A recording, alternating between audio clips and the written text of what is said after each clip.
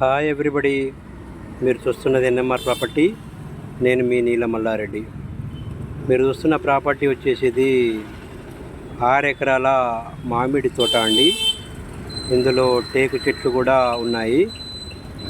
ఇది సైట్ వచ్చేసి కరీంనగర్ హైదరాబాద్ హైవేకు 8 కిలోమీటర్ల దూరంలో ఉంటుందండి. ఇది దుద్దెడ టోల్గేట్ నుంచి 8 కిలోమీటర్లు. మనకు షామీర్పేట నుంచి ఒక 62 కిలోమీటర్లు, సిద్దిపేట నుంచి ఒక 10 కిలోమీటర్లు. ఇది రోడ్ ఫేసింగే